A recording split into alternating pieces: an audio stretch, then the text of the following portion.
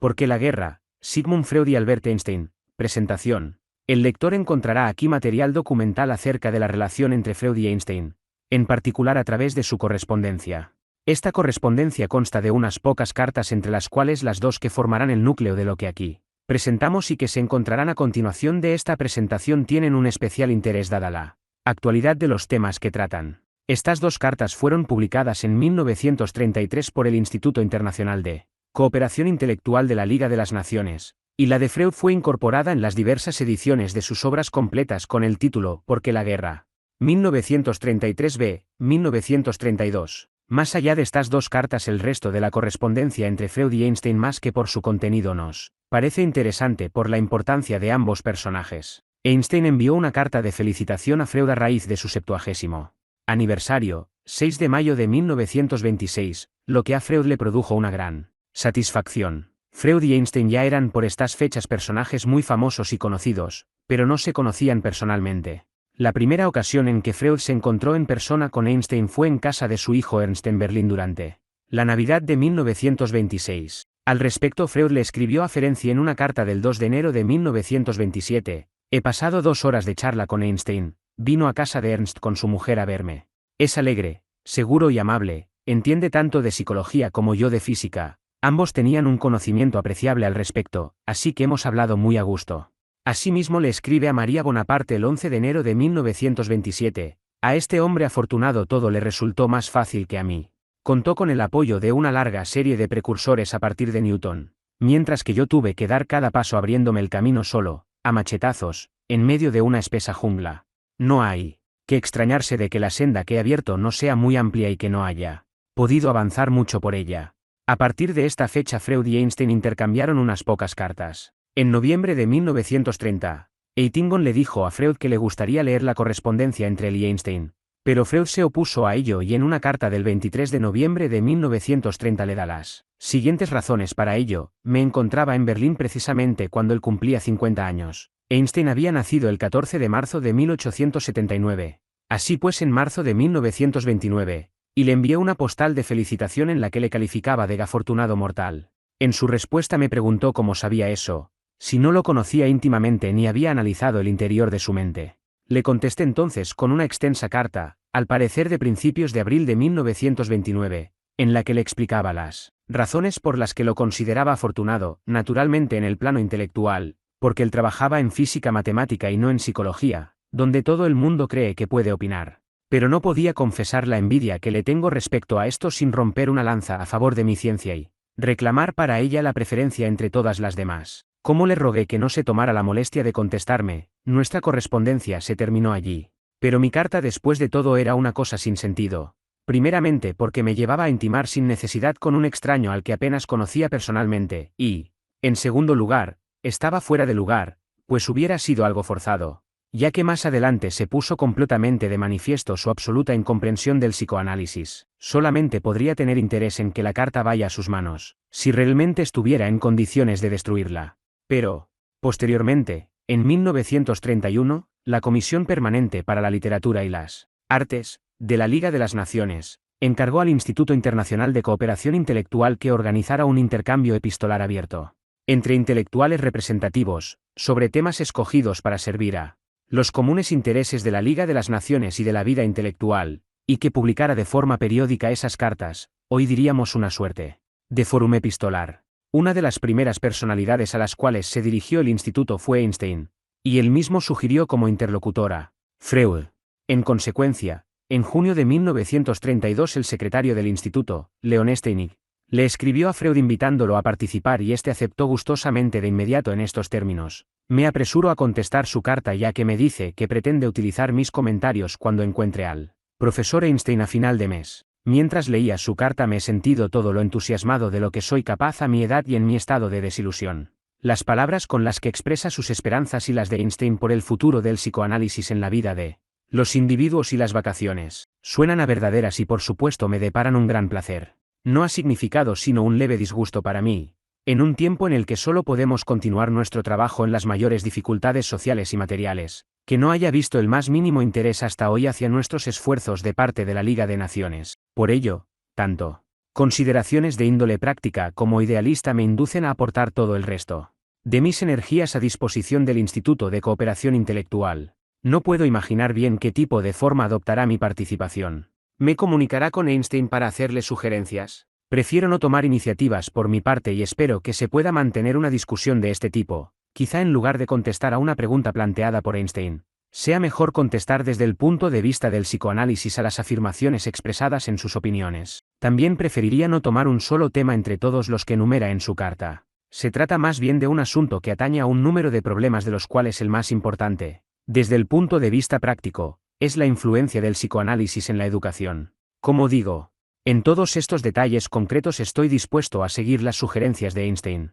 Cuando le vea no podrá decirle más acerca de mis relaciones personales de lo que él ya sabe, pues solo una vez tuve la oportunidad, largamente deseada es verdad, de hablar con él. Carta de Freud a L. Steinig del 6 de junio de 1932, el mes de julio de este año. Einstein se puso en contacto con Freud y en una carta del 6 de julio este le daba algunas ideas para una publicación de la Liga de Naciones. La carta siguiente de Einstein a la que nos referíamos al comienzo y que fue publicada por la Liga de las Naciones, que el lector encontrará traducida al castellano más abajo, llegó a manos de Freud a comienzos de agosto, y un mes más tarde tenía lista su respuesta.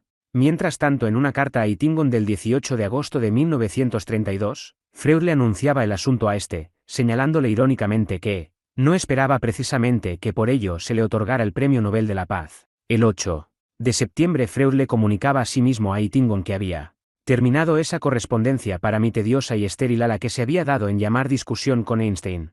En marzo del año siguiente, el instituto referido publicó esta correspondencia en París, en alemán, francés e inglés. No obstante, su circulación y difusión fue prohibida en la ya Alemania de Hitler, lo que sin duda no presagiaba nada bueno. Ernest Jones en su biografía de Freud se refiere a la relación entre los dos hombres y a la correspondencia entre ellos. De esta biografía hemos tomado algunos de los datos anteriores y de los que van a seguir. Freud ya se había referido a los temas objeto de este intercambio epistolar. Así había escrito dos ensayos, publicados en la revista Imago 4, número 1, 1915, p. 1 a 21, a comienzos de 1915, unos meses después del estallido de la Primera Guerra Mundial, que expresan algunas de las meditadas opiniones de Freud acerca de ella. El lector interesado puede encontrar en el enlace textos de nuestra web www.auladepsicoanálisis.com nuestra versión de estos dos ensayos de 1915, que a modo de antecedentes tratan de los mismos temas que figurarán aquí, algunas de las diversas manifestaciones de la pulsión de muerte del ser humano. Jones en su biografía de Freud describe las reacciones más personales de este, C.F. E. Jones, 1955, Vida y obra de Sigmund Freud, volumen 2, cap 7. Es interesante al respecto la carta que Freud le escribiera a un amigo suyo psicopatólogo y escritor holandés, el Dr. Frederik van Iden, 1860-1932, 1. Esta carta fue escrita por Freud a finales de 1914, por consiguiente pocos meses después del estallido de la Primera Guerra Mundial y pocos meses antes de redactar estos ensayos a los que nos referimos. Pero si bien algunas de carta de Freud al Dr. Frederik van Iden Viena, 28 de diciembre de 1914, distinguido colega, esta guerra hace que me atreva a recordarle dos tesis sustentadas por el psicoanálisis que indudablemente han contribuido a su impopularidad. Partiendo del estudio de los sueños y las acciones fallidas que se observan en personas normales, así como de los síntomas de los neuróticos, el psicoanálisis ha llegado a la conclusión, 1. Tesis de los impulsos destructivos inconscientes reprimidos, de que los impulsos primitivos, salvajes y malignos de la humanidad no han desaparecido en ninguno de sus individuos sino que persisten, aunque reprimidos, en el inconsciente, para emplear el término de nuestro lenguaje, y que esperan las ocasiones propicias para desarrollar su actividad. 2. Tesis de la debilidad y dependencia del yo, nos ha enseñado también que nuestro intelecto es una cosa débil y dependiente, juguete e instrumento de nuestras inclinaciones pulsionales y afectos, y que todos nos vemos forzados a actuar inteligente o tontamente según lo que nos ordenan nuestras actitudes emocionales y resistencias internas. Ahora bien, si repara usted en lo que está ocurriendo en esta guerra, las crueldades e injusticias causadas por las naciones más civilizadas, el diferente criterio con que juzgan sus propias mentiras e iniquidades y las de sus enemigos, la pérdida generalizada de toda visión clara de las cosas, tendrá que confesar que el psicoanálisis ha acertado en esas dos tesis. Es posible que no haya sido totalmente original en ello. Son muchos los pensadores y los estudiosos de lo humano que han formulado afirmaciones semejantes a estas, pero nuestra ciencia las ha elaborado detalladamente, empleándolas a la vez para descifrar muchos enigmas de la psicología. Confío en que volveremos a vernos en tiempos mejores. Suyo. Cordialísimo. Sigmund Freud. Las consideraciones que figuran aquí ya aparecen en estos ensayos que podemos considerar antecedentes del tema. No hay que olvidar tampoco que en el ínterin, Freud había publicado 2 ensayos sociológicos fundamentales en relación con las ideas manifestadas aquí: El porvenir de una ilusión, 1927 c, y El malestar en la cultura, 1930. En particular en este último había dedicado un considerable espacio, en los capítulos V y V del mismo, al tema de la pulsión de muerte. Aquí se encontrará nuestra versión al castellano de las 2 cartas entre Einstein y Freud, objeto de este intercambio promovido por esa Comisión Permanente para la Literatura y las Artes, de la Liga de las Naciones, a través del Instituto de Cooperación Intelectual. Después de esta correspondencia pública, por así decirlo, y a raíz del 80º aniversario de Freud, se produjo de nuevo un intercambio de cartas entre los que ya eran 2 de los grandes hombres del siglo XX. Finalicemos esta presentación de la relación entre Sigmund Freud y Albert Einstein con la reproducción completa de 2 cartas de 1936 entre ellos y de una carta de Einstein de 1939, antes de dar paso ya a lo que conformará el núcleo de esta correspondencia, el intercambio que se produjo en 1932 respondiendo a la invitación de la Liga de Naciones. Carta de Einstein a S. Freud del 21 de abril de 1936. Distinguido señor Freud, me siento feliz de que a esta generación le haya tocado en suerte la oportunidad de expresar su respeto y su gratitud a UD, que es uno de sus más grandes maestros. Seguidamente no le fue fácil lograr que la gente profana, escéptica como es, haya llegado a hacerse al respecto un juicio independiente.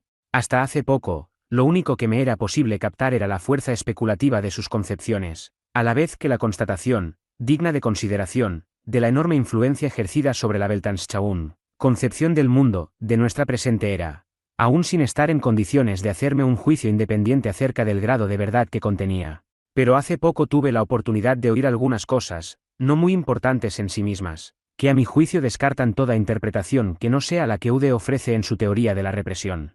Me sentí encantado de haber dado con estas cosas, ya que siempre es encantador el ver que una grande y hermosa concepción concuerda con la realidad.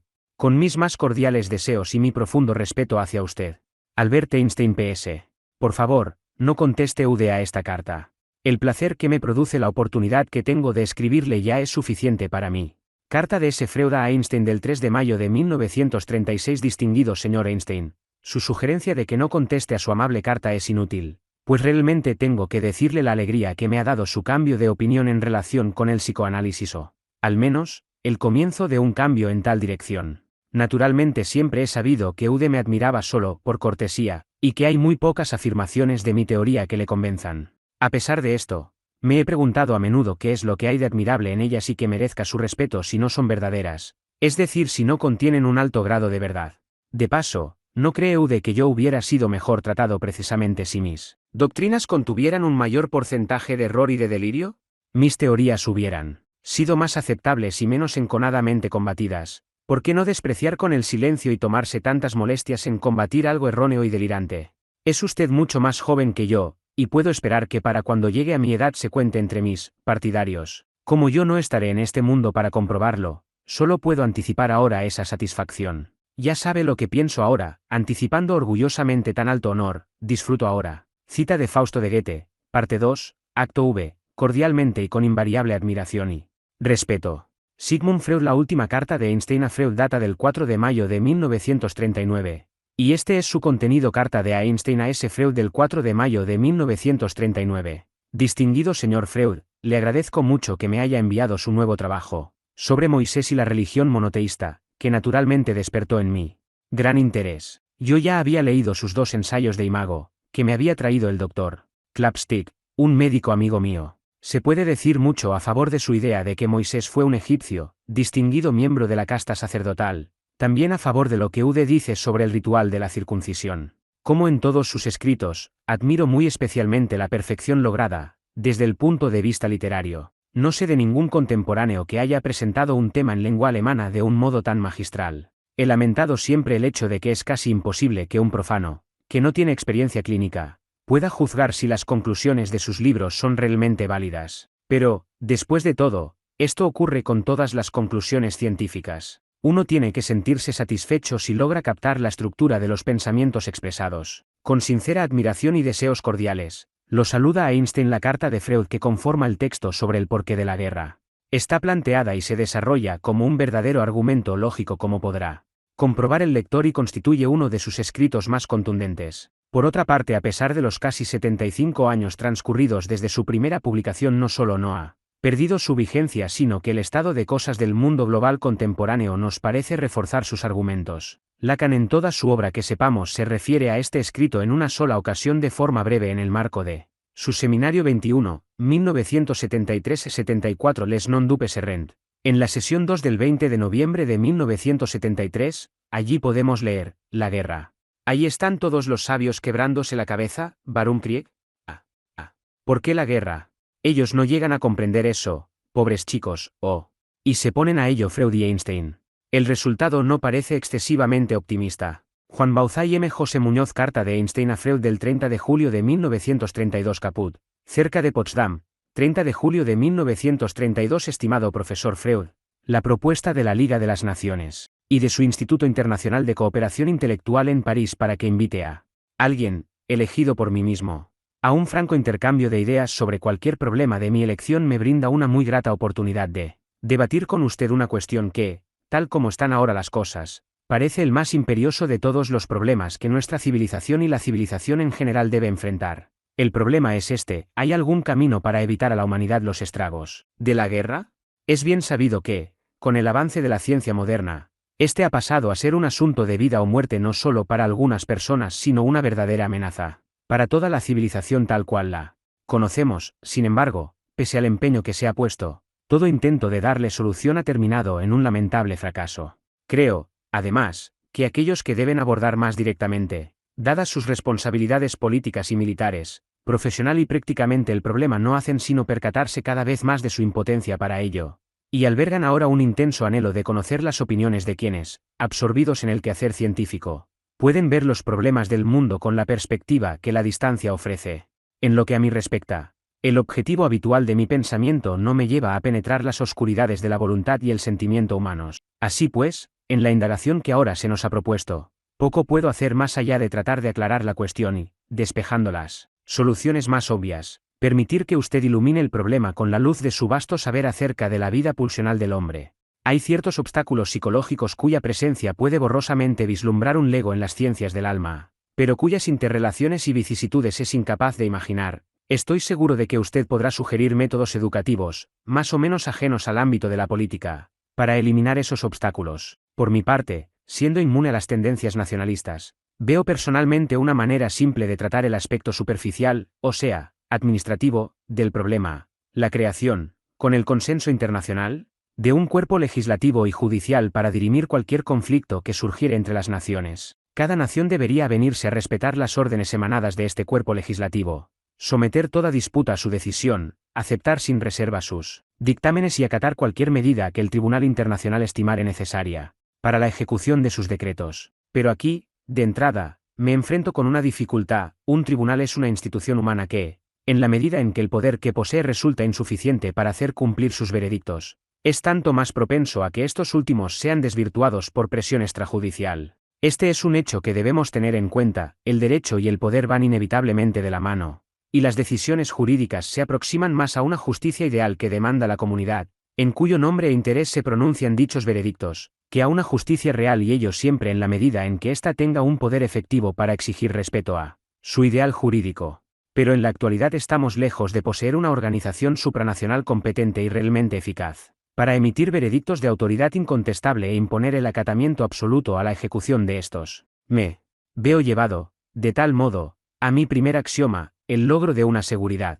internacional implica la renuncia incondicional, en una cierta medida, de todas las naciones a su libertad de acción, vale decir, a su soberanía, y está claro fuera de toda duda que ningún otro camino puede conducir a esa seguridad.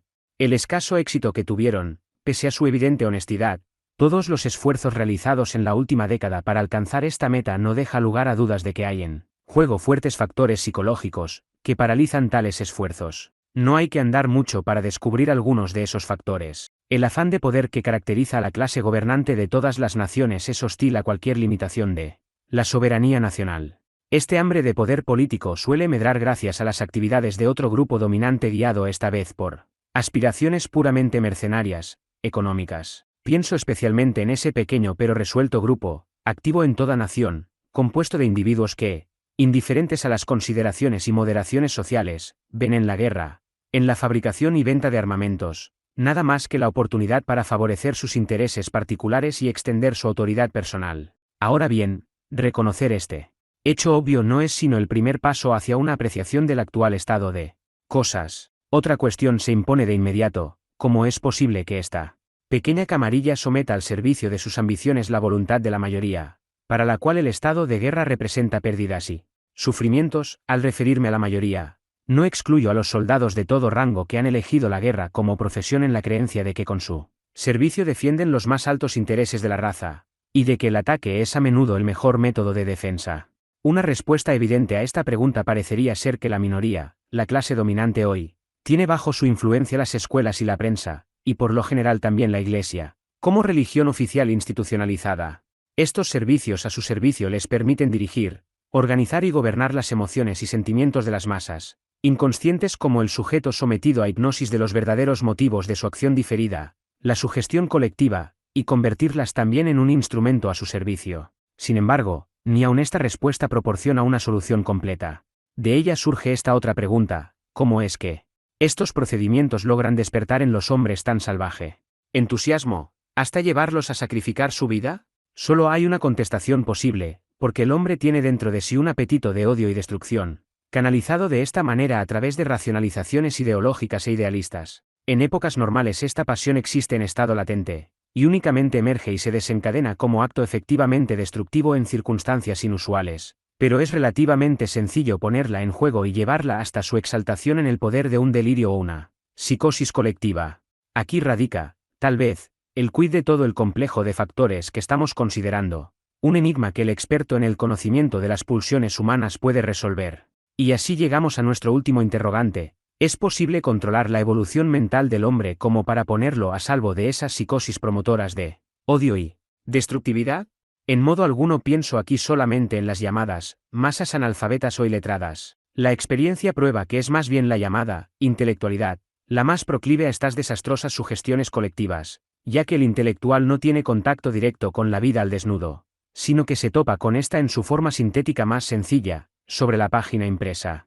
Para terminar, hasta ahora solo me he referido a las guerras entre naciones, a lo que se conoce como conflictos internacionales. Pero sé muy bien que la pulsión agresiva opera bajo otras formas y en otras circunstancias más restringidas. Pienso en las guerras civiles, por ejemplo, que antaño se debían al fervor religioso, y en nuestros días más a factores sociales, o, también, en la persecución de las minorías raciales. No obstante, mi insistencia en la forma más típica, cruel y extravagante, de conflicto entre los hombres ha sido deliberada, pues en este caso se nos ofrece la oportunidad de reflexionar y tal vez descubrir y proponer la manera y los medios de tornar imposibles todos los conflictos armados a gran escala. Sé que en sus escritos podemos hallar respuestas, explícitas o tácitas, a todos los aspectos de este urgente y absorbente problema. Pero sería para todos nosotros un gran servicio que usted expusiese el problema de la paz mundial a la luz de sus descubrimientos más recientes, porque esa exposición podría muy bien marcar el camino para nuevos y fructíferos modos de acción disuasoria.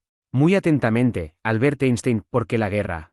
Carta de Freud a Einstein del 2 de septiembre de 1932. Viena, septiembre de 1932. Estimado profesor Einstein, cuando me enteré de que usted se proponía invitarme a un intercambio de ideas sobre un tema que le interesaba, y que le parecía digno asimismo del interés de los demás, lo acepté de buen grado.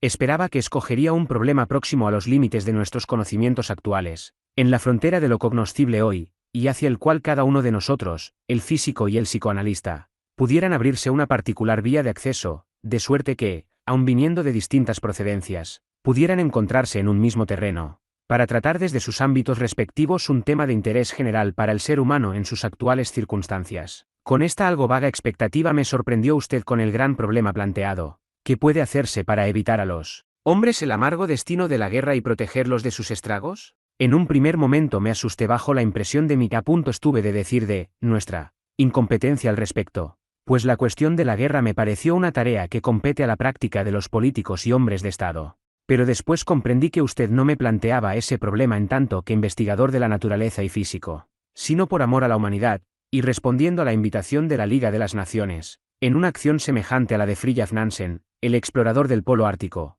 cuando asumió la tarea de prestar auxilio a los hambrientos y a las víctimas sin techo de la Guerra Mundial. Además recapacité entonces, advirtiendo que no se me invitaba a ofrecer propuestas o soluciones prácticas, sino solo a indicar el aspecto que cobra el problema de la prevención de las guerras en una consideración psicológica o, más estrictamente, psicoanalítica. Pero también en su carta usted ya ha dicho casi todo lo que puede decirse sobre esto.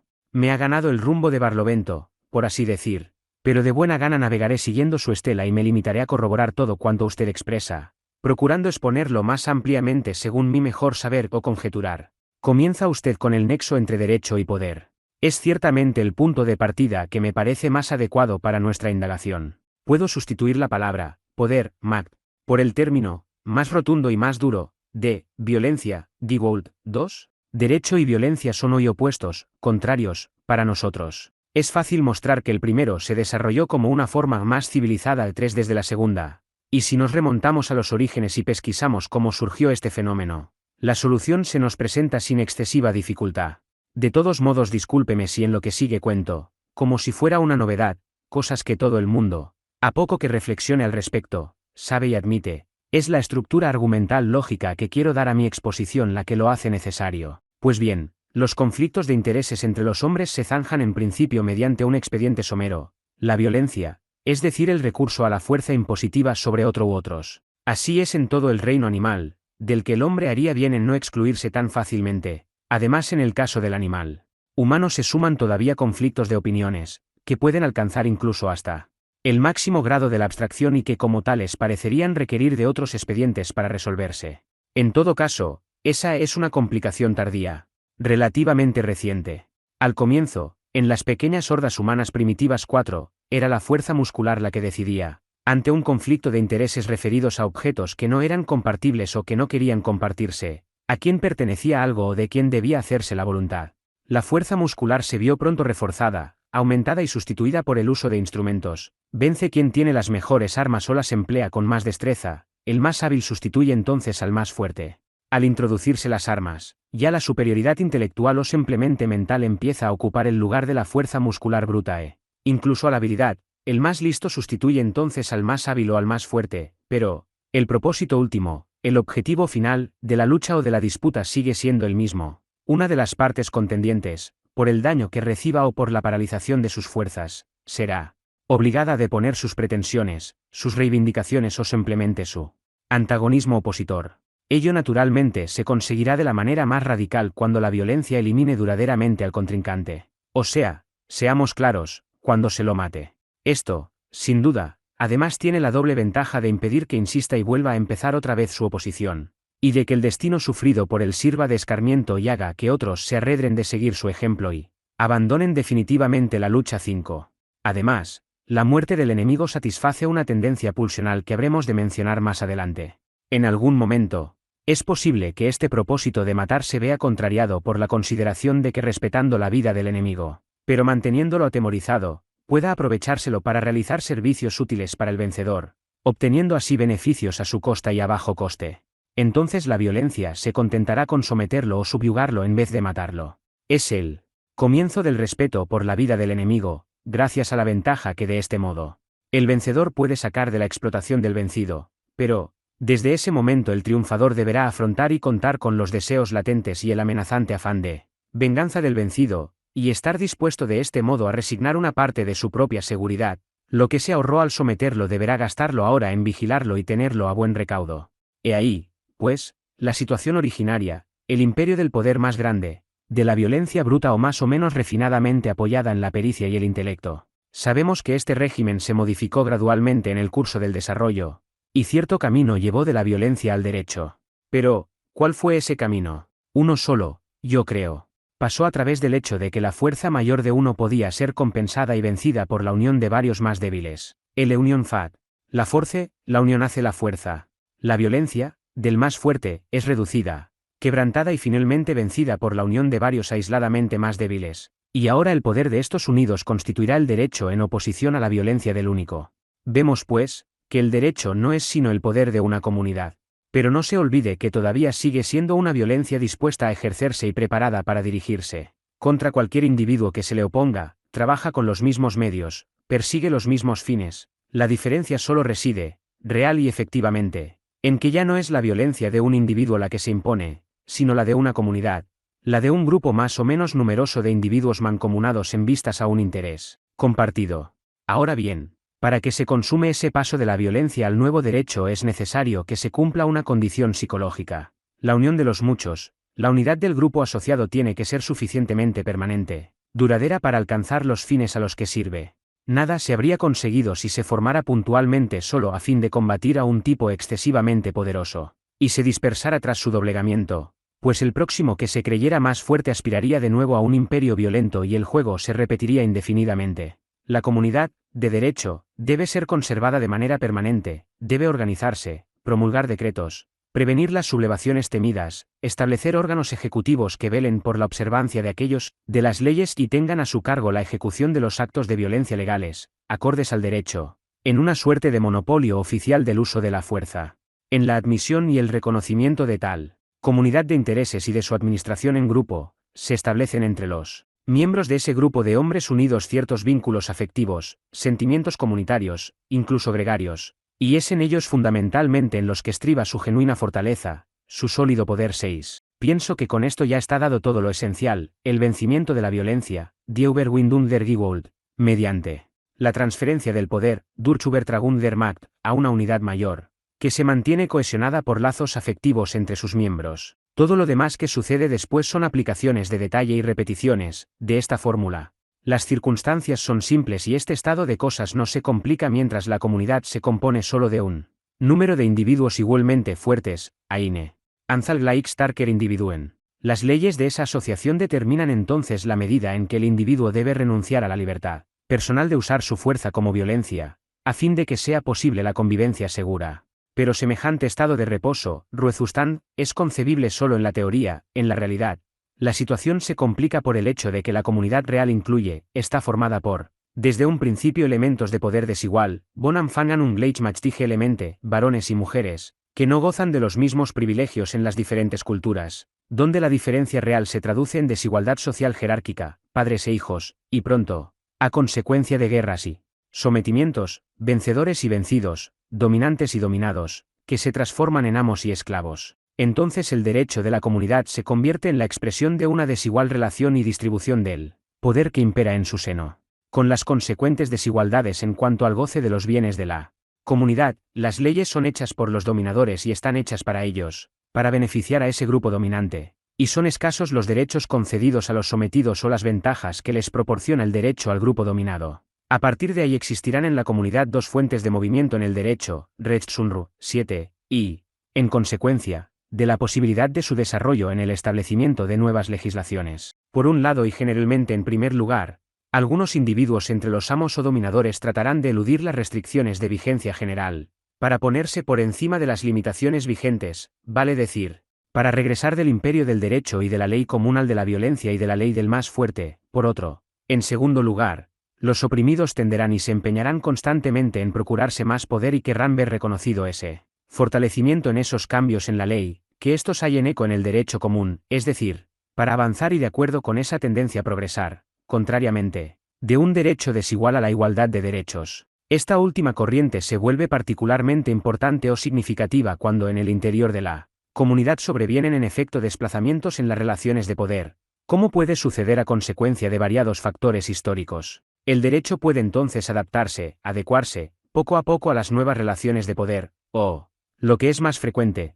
si la clase dominante no está dispuesta a reconocer ese cambio, se llega a la sublevación, a la guerra civil, es decir, a una cancelación transitoria, temporal del derecho y a nuevas confrontaciones violentas tras cuyo desenlace pueden ceder su dominio a la institución de un nuevo orden legal, de derecho.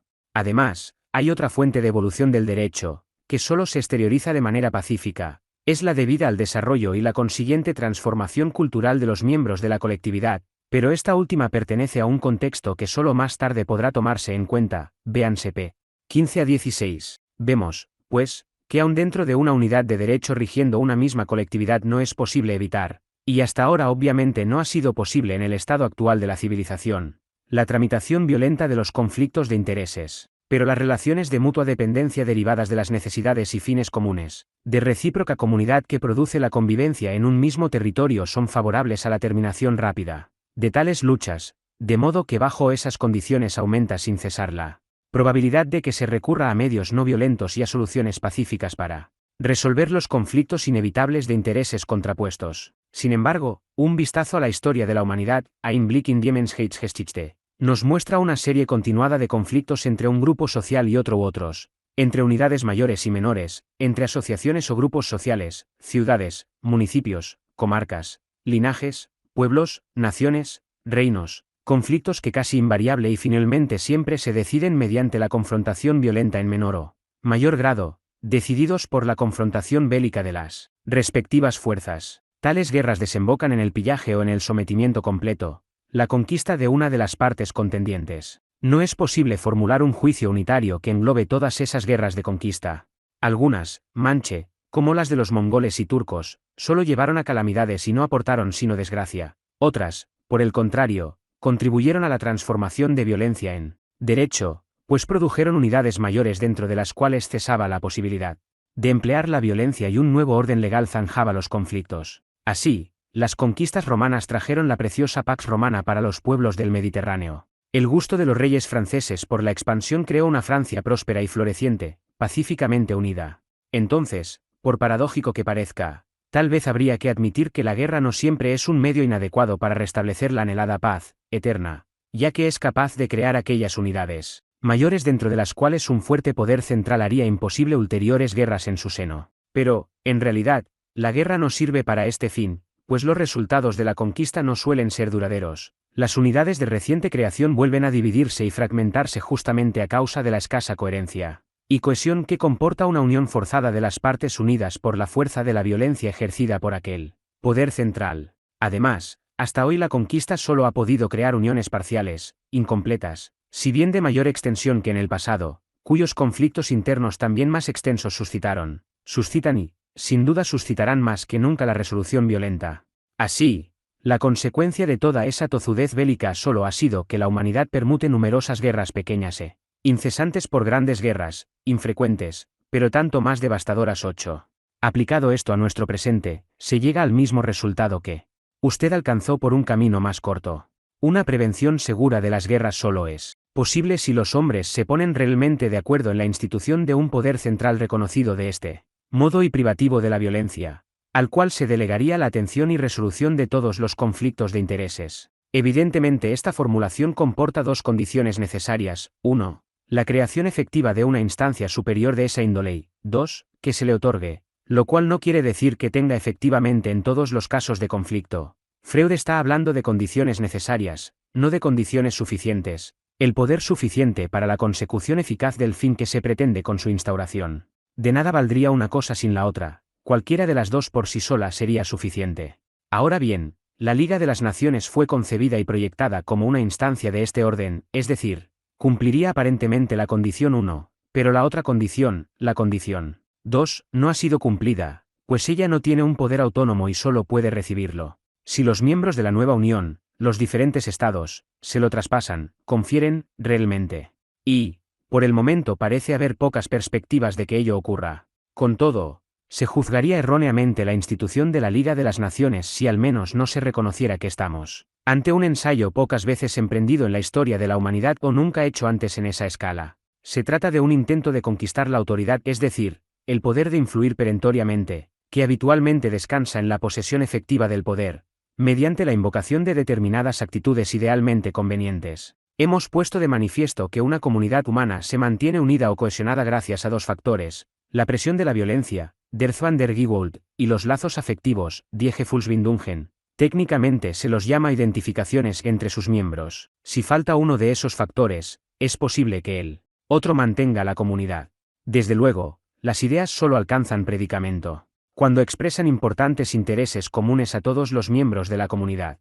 Cabe preguntarse entonces por su fuerza. La historia nos enseña que pudieron ejercer, en efecto, una considerable influencia. Por ejemplo, la idea panhelénica, la consciencia de ser superiores a los bárbaros vecinos, que halló una expresión tan poderosa en las anfictionías, en los oráculos y en las Olimpiadas, fue suficientemente fuerte como para suavizar las costumbres guerreras entre los griegos, pero evidentemente no fue capaz de impedir disputas bélicas entre las distintas partes constitutivas de la unidad del pueblo griego y ni siquiera para evitar que una ciudad o una confederación de ciudades se aliara con el poderoso enemigo persa en detrimento o perjuicio de otra ciudad rival. Tampoco el sentimiento de comunidad en el cristianismo, sin duda alguna ciertamente bastante poderoso, logró evitar que pequeñas y grandes ciudades y estados cristianos del Renacimiento se procuraran la ayuda del sultán en las guerras que libraban entre ellas. Y por lo demás, en nuestra época no existe una idea a la que pudiera conferirse semejante autoridad unificadora. Es harto evidente que los ideales nacionales que hoy imperan en los pueblos los esfuerzan a una acción contraria. Ciertas personas predicen que solo el triunfo universal de la ideología bolchevique podría poner fin a las guerras, pero en todo caso, estamos hoy aún muy lejos de esa meta y quizá eso solo se conseguiría tras espantosas guerras civiles. Parece, pues, por consiguiente que el intento de sustituir el poder real por el poder de las ideas está hoy por hoy condenado al fracaso. Y se yerra en la cuenta si no se considera que el derecho fue en su origen violencia bruta y que todavía no puede prescindir de apoyarse en la violencia y lleva sus huellas. Ahora puedo pasar a comentar otra de sus tesis. Usted se asombra de que resulte tan fácil entusiasmar a los hombres con la guerra y conjetura que algo debe de moverlos, una pulsión a odiar y aniquilar, que obre en ellos facilitando esta disposición. También en esto debo manifestarle mi total acuerdo. Creemos en la existencia de una pulsión de esa índole y precisamente en los últimos años nos hemos empeñado en estudiar sus manifestaciones y exteriorizaciones. Permítame exponerle, con este motivo, una parte de la teoría de las pulsiones a la que hemos llegado en el psicoanálisis tras muchos tanteos y vacilaciones. 9. Suponemos que las pulsiones del ser humano son sólo de dos clases, aquellas que tienden a conservar y reunir y las llamamos eróticas, exactamente en el sentido de Eros en el banquete de Platón, o sexuales, ampliando así deliberadamente el concepto popular de sexualidad, y otras que tienden a destruir y matar. A estas últimas las reunimos bajo el título de pulsión de agresión o de destrucción, Aggressionstrieb o der Destructionstrieb. Como usted ve, no es sino la transfiguración teórica de la universalmente conocida oposición entre amor y odio, quizá relacionada primordialmente con aquella otra polaridad entre atracción y repulsión, que desempeña un papel tan importante en su campo científico. Ahora permítame que no introduzca demasiado rápido las valoraciones de lo bueno y de lo malo. Cada una de estas pulsiones es tan indispensable como la otra, y de su acción conjugada y antagónica surgen los fenómenos de la vida. Parece que nunca una pulsión perteneciente a una de esas clases puede actuar aislada, siempre está ligada, como decimos nosotros, aleada. Legiert, con cierto monto de la otra parte, que modifica su meta o en ciertas circunstancias es condición indispensable para que esta meta pueda alcanzarse. Así, la pulsión de autoconservación es sin duda de naturaleza erótica, pero justamente ella necesita disponer de la agresión para conseguir su propósito. Análogamente, la pulsión de amor dirigida a objetos requiere un complemento de pulsión de apoderamiento, Bemächtigungstrieb, para lograr poseer a su objeto. La dificultad de aislar ambas variedades de pulsión en sus manifestaciones es lo que por tanto tiempo nos impidió discernirlas. Si usted quiere dar conmigo otro paso le diré que las acciones humanas permiten entrever aún una complicación de otra índole. Rarísima vez la acción es obra de una única moción pulsional, que ya en sí y por sí debe estar compuesta de eros y destrucción. En general confluyen para posibilitar la acción varios motivos estructurados de esa misma manera. Ya lo sabía uno de sus colegas, un profesor Lichtenberg, quien en tiempos de nuestros clásicos enseñaba física en Gotinga, pero acaso fue más importante como psicólogo que como físico.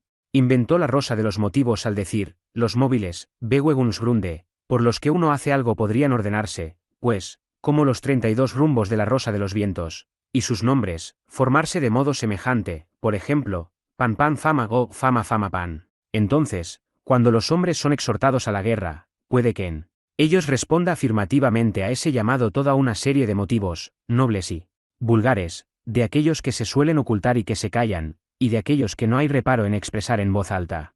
No nos proponemos desnudarlos todos aquí. Ciertamente se cuentan entre ellos el placer de agredir y destruir e innumerables crueldades de la historia y de la vida cotidiana confirman su existencia y su fuerza.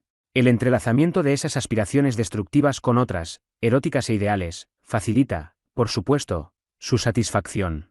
Muchas veces, cuando nos enteramos de los hechos crueles de la historia, tenemos la impresión de que los motivos ideales, las diferentes ideologías religiosas, políticas o sociales, solo sirvieron de pretexto a las apetencias destructivas, den destructiven Gelusten, y otras veces, por ejemplo ante las crueldades de la Santa Inquisición, Nos parece como si los motivos ideales hubieran predominado en la consciencia, aportándoles los destructivos un refuerzo inconsciente. Ambas cosas son posibles. Temo abusar de su interés, que se dirige propiamente al motivo práctico de la prevención de las guerras y no a nuestras teorías, como si estas últimas pudieran soslayarse ante la urgencia del interés primordial. A pesar de ello pienso que valdría la pena detenerse todavía un instante en nuestra pulsión de destrucción, en modo alguno apreciada en toda su significatividad e importancia. Pues bien, con algún monto de especulación hemos llegado a la concepción de que ella trabaja dentro de todo ser vivo y acaba por producir su descomposición y reconducir la vida al estado de la materia inanimada. Merecería con toda seriedad el nombre de una pulsión de muerte, mientras que las pulsiones eróticas representieren las tendencias a la prosecución de la vida. La pulsión de muerte se convierte en pulsión de destrucción cuando es dirigida hacia afuera, hacia los objetos, con ayuda de órganos particulares. El ser vivo preserva su propia vida destruyendo la ajena, das Lebewesen Begward. Sozusagen sein eigens Leben dadurch, das es Fremsterstort, por así decirlo. Empero, una porción de la pulsión de muerte permanece activa en el interior del ser vivo, y hemos intentado explicar toda una serie de fenómenos normales y patológicos mediante esta interiorización de la pulsión destructiva. Y hasta hemos cometido la herejía de explicar la génesis de nuestra conciencia moral por esa vuelta de la agresión hacia adentro. Como usted habrá de advertir, en modo alguno será inocuo que ese proceso adquiera una excesiva magnitud. Ello es directamente nocivo para la salud propia, en tanto que la vuelta de esas fuerzas pulsionales hacia la destrucción en el mundo exterior alivia al ser vivo y no puede menos que ejercer un efecto benéfico sobre él, a costa naturalmente del agredido o destruido. Sirva esto como excusa biológica de todas las aspiraciones malignas, odiosas y peligrosas contra las que luchamos. Es preciso admitir que están más próximas a la naturaleza que nuestra resistencia a ellas, para la cual debemos hallar todavía una explicación. ¿Acaso tenga usted la impresión de que nuestras teorías constituyen una suerte de mitología, y, por cierto, una mitología no demasiado alegre? Pero, ¿acaso no desemboca toda ciencia natural en una mitología de esta índole? ¿Les va a ustedes de otro modo en la física hoy? De lo anterior extraemos esta conclusión para nuestros fines inmediatos. Nos parece con pocas probabilidades de éxito sino inútil el propósito de eliminar las tendencias agresivas de los hombres. Dicen que en comarcas dichosas de la tierra, donde la naturaleza brinda con prodigalidad al hombre todo cuanto le hace falta para la satisfacción de sus necesidades, existen tribus cuya vida transcurre pacíficamente y entre los cuales se desconoce la opresión y la agresión. Me resulta ciertamente difícil creerlo, y me gustaría averiguar más acerca de esos seres dichosos. También los bolcheviques esperan, naturalmente en un futuro al parecer no demasiado próximo, hacer desaparecer la agresión entre los hombres asegurándoles la satisfacción de sus necesidades materiales y, en lo demás, estableciendo la igualdad entre los miembros de la comunidad. Si eso pudiera conseguirse realmente tal vez, pero me parece que tan solo es un ideal imaginado. Por mi parte lo considero una bella ilusión. Por el momento ponen el máximo cuidado en su armamento y el gasto militar se lleva una buena parte de su presupuesto. Y mantienen unidos a sus partidarios, en buena medida gracias a una creencia ideal proyectada en el futuro y sobre todo al fomento del odio contra un enemigo extranjero, que sin duda siempre está ahí dispuesto a fastidiar su bienaventurada sociedad en construcción.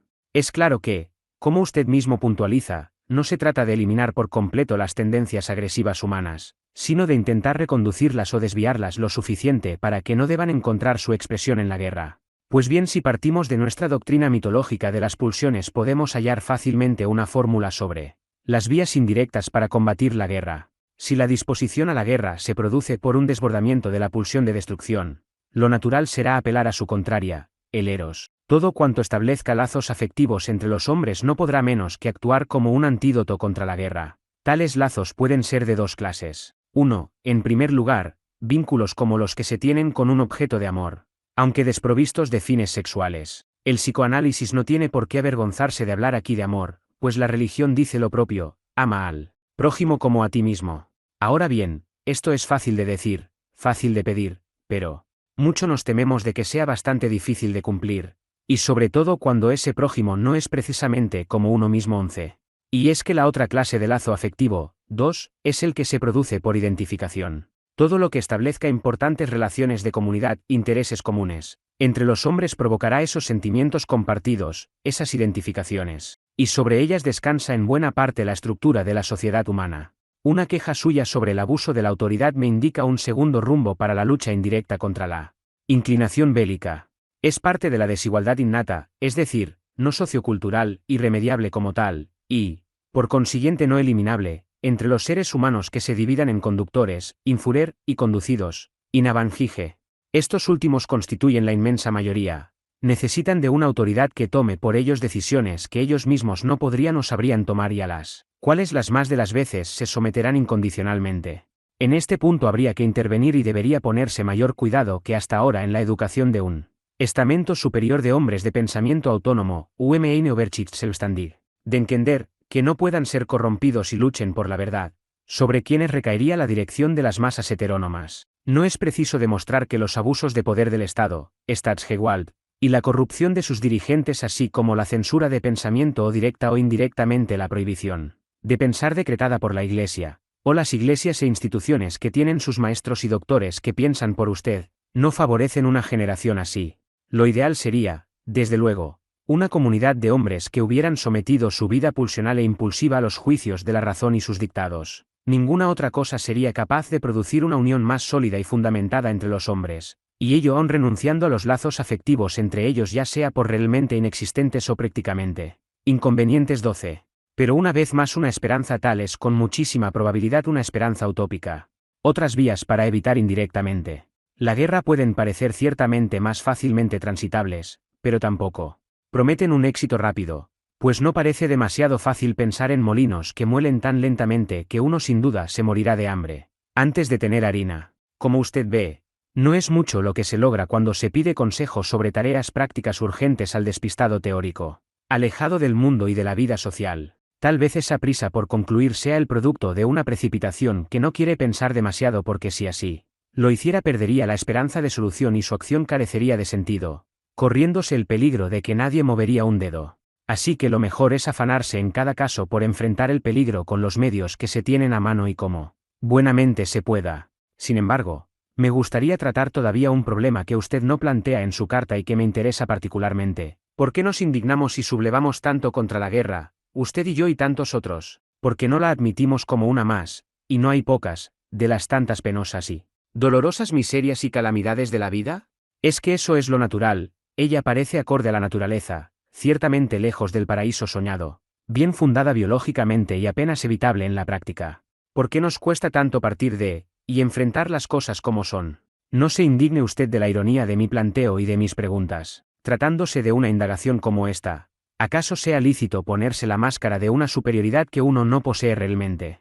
La respuesta sería, porque todo hombre tiene derecho a la vida, a su propia vida, porque la guerra destruye vidas humanas prometedoras y llenas de esperanzas, porque coloca al individuo en situaciones que hieren su dignidad y son denigrantes, porque lo obliga a matar a otros, cosa que él no quiere, porque destruye preciosos valores materiales, productos del trabajo humano, y tantas cosas más. Además, la guerra en su forma actual ya no ofrece oportunidad alguna para cumplir el viejo ideal heroico, y debido al perfeccionamiento de los medios de destrucción masiva una guerra futura significaría el exterminio, no solo de uno de los contendientes sino de ambos. Todo eso es cierto, ¿quién podría negarlo?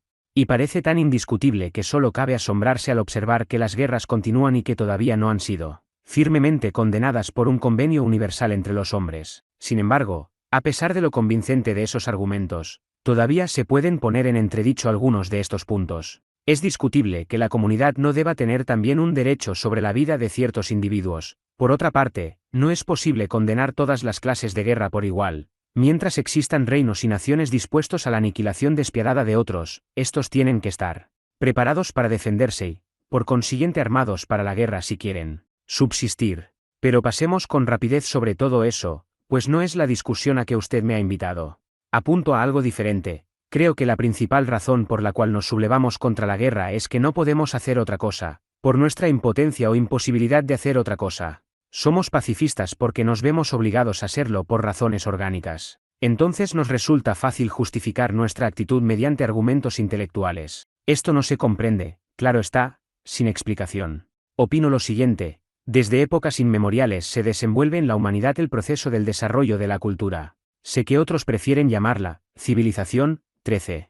A este proceso debemos lo mejor que hemos logrado y que hemos llegado a ser y, por cierto, también una buena parte de aquello a raíz de lo cual nos quejamos. Sus causas y orígenes son oscuros, su desenlace incierto, algunos de sus caracteres muy visibles. ¿Acaso lleve a la extinción de la especie humana, pues inhibe y perjudica la función sexual en más de una manera. Y ya hoy las razas incultas y las capas retrasadas de la población se multiplican con mayor rapidez que las de elevada cultura. Quizás este proceso sea comparable con la domesticación de ciertas especies animales. Sin duda conlleva alteraciones corporales, pero el desarrollo de la cultura como un proceso orgánico de esa índole no ha pasado a ser todavía una representación familiar.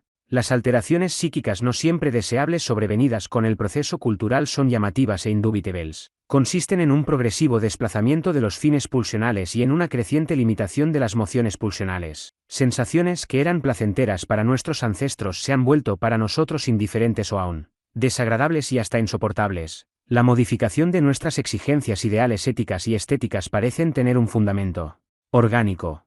Entre los caracteres psicológicos de la cultura, dos parecen ser los más importantes: el fortalecimiento del intelecto, que empieza a gobernar a la vida pulsional, y la interiorización de las tendencias agresivas, con todas sus consecuencias ventajosas y peligrosas. Ahora bien, las actitudes psíquicas que se nos imponen cada día más por el proceso de la cultura son contradichas de la manera más flagrante y violenta por la guerra, y por eso nos vemos precisados a sublevarnos contra ella. Lisa y llanamente no la soportamos más, estamos hartos de guerras. La nuestra no es una mera aversión intelectual y afectiva, sino que en nosotros, los pacifistas, se revuelve una intolerancia constitucional, una idiosincrasia extrema, por así decirlo.